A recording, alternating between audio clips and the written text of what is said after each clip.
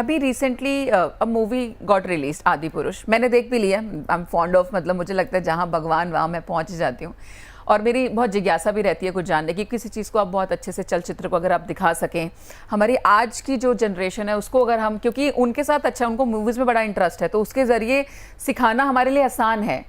वो एक बार को शायद हमारे को बैठ के सुनेंगे नहीं इतनी देर तक, लेकिन अगर वही चीज़ मैं एक पिक्चर फॉर्मेट में डाल दूंगी तो उनके दिमाग में जल्दी चली जाती हैं वो चीज़ें। यही इच्छा के साथ में मैं भी देखने गई थी कि कुछ अच्छा होगा, तो मैं भी अपने व्यूअर्स को जो है ये थोड़ा सा गाइड करती हूँ, चीज़ अच्छी है आप जाके देखिए, कुछ सीखने को मिलेगा। तो मुझे लगता है कि एक तो रामायण अपने आप में, अगर हम स्क्रिप्ट की बात करें तो बाय डिफ़ॉल्ट स्क्रिप्ट के बारे में तो हम कभी क्रिबिंग कर ही नहीं सकते। वो करना ही भी मतलब थोड़ा सा पाप समान है। सब कुछ उस मूवी में वैसे ठीक था, मुझे लगता है आज की जनरेशन के हिसाब से दिखाया गया। बट आपने मतलब सबसे पहला आपने क्या आपने मूवी देखी अभी वो? अच्छा ठीक है। तो मुझे जो एक ऑब्जेक्शनेबल लगा वहाँ पे, मैं सिर्फ आपके यहाँ पे विचार लेना चाहती हूँ कि उसके अंदर ना कुछ डायलॉग्स ऐसे थे जो जिसने मुझे बड़ा आहत किया। क्योंकि हम कैसे भी समझाएं, अगर मैं भी अपने बच्चे को कोई चीज़ समझा रही हूँ तो वो समझाने का तरीका, वो जिम्मेदारी यहाँ पे एज अ मदर मेरी होगी कि मैं उसको कैसे समझाऊंगी, कौन से शब्दों का मैं चयन करूंगी।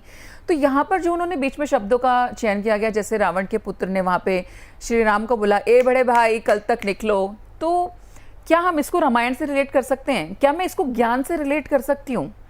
वहाँ पर ही जब हम रावण के पास में भी जानते हैं, रावण को मुझे नहीं लगता आप लोग नेगेटिव कैरेक्टर में देखते होंगे, मैं उसको स्टिल बहुत पॉजिटिव कैरेक्टर में भी देखती हूँ। क्योंकि रावण की बुराइयां गिनाना तो बहुत आसान है, लेकिन मैं बोलती हूँ अगर आप आएंगे तो उसकी अच्छाइयाँ एक्चुअल में उसकी बुराइयों से बहुत ऊपर जाकर के भी बैठी हुई हैं। उससे बड़ा ज्ञानी उस वक्त का कोई नहीं था। सीता मैया को वो लेके ज़रूर गए, लेकिन कभी उन्होंने उस एक रेखा को क्रॉस करके सीता मैया को कभी हाथ नहीं लगाया। तो दैट वे मुझे लगता है हर चीज़ में नेगेटिव ढूंढना बहुत आसान है, पॉजिटिविटी ढूंढना बड़ा मुश्किल है। तो वहाँ पर भी उसके कैरेक्टर के साथ भी मुझे लगता है जस्टिस नहीं हुआ। तो मेरा मेन सिर्फ जो मुद्दा है वो यहाँ पे इतना ही है कि जो लैंग्वेज हम यूज़ करते हैं, चाहे वो अपनी दिनचर्या में कर रहे हैं, चाहे वो इस मूवी के अंदर भी कर रहे हैं, उसका कितना इम्पैक्ट है। आजकल के बच्चे मुझे लगता है कोई भी सेंटेंस गाली के बिना तो कंप्लीट ही नहीं करते।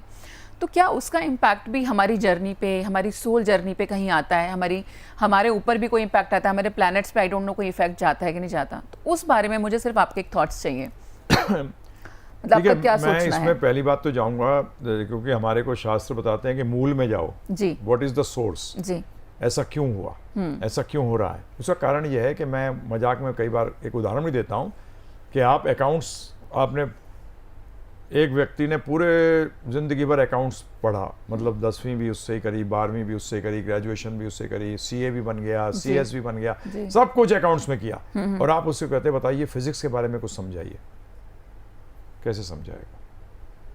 वो कुछ किताबें पढ़कर कुछ बोल देगा फिजिक्स के बारे में, परंतु उसमें तथ्य नहीं होगा। इसी तरीके से ये जो फिल्म वालों से मेरी रिक्वेस्ट है कि आपको कुछ नहीं मालूम रामायण के बारे में हकीकत के अंदर, ना तो डायलॉग राइटर को, ना प्रोड्यूसर को, ना ही डायरेक्टर जी को, ना स्क्रीन प्ले राइटर को, किसी को कुछ नहीं मालूम। तो इसलिए पहली बात तो इसके अंदर जाइए मत। और जो देख रहे हैं उनसे भी मेरा अनुरोध है कि इसको अब बन गई है, आप हो सकता है देखने जाएं तो इसमें कोई सीरियस थॉट मत दीजिए। हाँ। बस एक मूवी की तरह सिर्फ देख के खत्म। और पहली बात तो जाइए मत, क्योंकि ऐसी मूवीज, जब ऐसे लोग ऐसी मूवीज बनाएं, आपने इस व्यक्ति ने बनाई होंगी, हो सकता है अच्छी मूवीज, मुझे नहीं मालूम, परंतु बनाओ ना, फिक्शन में बनाओ जो चाहते हो। ये फिक्शन नहीं है और ये महापुरुष की हिस्ट्री नहीं है, ये भगवान की हिस्ट्री है जी। और भगवान बना नहीं करते, भगवान थे, हैं और रहेंगे। ये ध्यान रखिएगा। You can't become lord Shiva, you can't become lord Ram और lord Krishna, this is not possible. ये जो बताते हैं जो ऐसे बन जाओगे, ये आपका मूर्ख बना रहे हैं। अगर बन जाओगे, हमारे गुरु महाराज कहते थे, don't give a post dated cheque of a bank जो है ही नहीं, और पैसा तुम्हारे पास है नहीं, कि मर जाओगे उसके बाद बनोगे। अभी बन के दिखाओ ना भाई। जिसने बनने की कोशिश करी वो असुर है। दूसरी बात, जैसे आपने रावण की कही, रावण का चरित्र पूरा नेगेटिव है। उनके पास इतना ज्ञान था, ये शो करता है ज्ञानी बनने से जरूरी नहीं कि आप बेसिकली भक्त बन जाओगे जी। ये ध्यान रखिएगा।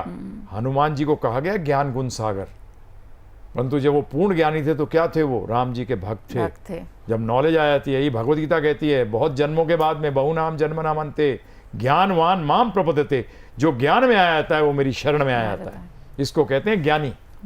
दुर्योधन भी कम नॉलेज थी, बहुत जबरदस्त मैनेजर था, पता है आपको। He was used to manage very well, he was better manager than Yudhishthir. हाँ, दुर्योधन। तो ये नेगेटिव वाले लोगों की मैनेजमेंट बहुत अच्छी होती है। रावण देखिए, उनकी वो आप ही ने बताया मुझे, लंका ऐसे बता रही है, ऐसे बता रखी है जैसे फैक्ट्री हो।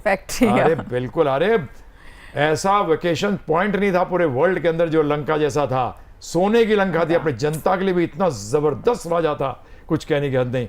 परंतु भक्त नहीं था राम जी का। बस ये सबसे बड़ी प्रॉब्लम है लाइफ के अंदर।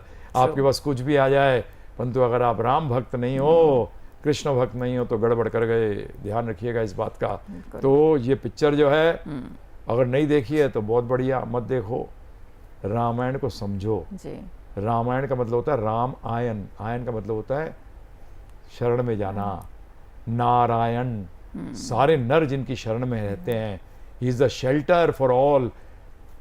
इसी तरीके से रामायण का मतलब, रामायण पढ़ने के बाद, सुनने के बाद, अगर आप राम की शरण में नहीं गए तो रामायण नहीं पढ़ी, नहीं सुनी। वही कहते हैं ना, हम लोग बचपन सुना करते थे, रामायण पढ़ने के बाद बोलते हैं सीता राम की माता थी, गड़बड़ हो गई ना सारी की सारी, है ना जी, करे कराए में पानी फेर दिया। तो ये मत करिए, ठीक है ना। ट्रू। तो आपसे अनुरोध है, रामायण पढ़िए, बिल्कुल पढ़ना चाहिए। उससे आपका इतनी ज़बरदस्त स्ट्रेंथ आएगी। अगर आध्यात्मिक जीवन लेते हैं तो इतनी ज़बरदस्त स्ट्रेंथ आती है, देखिए वो बता नहीं सकता आपको कितनी स्ट्रेंथ आती है।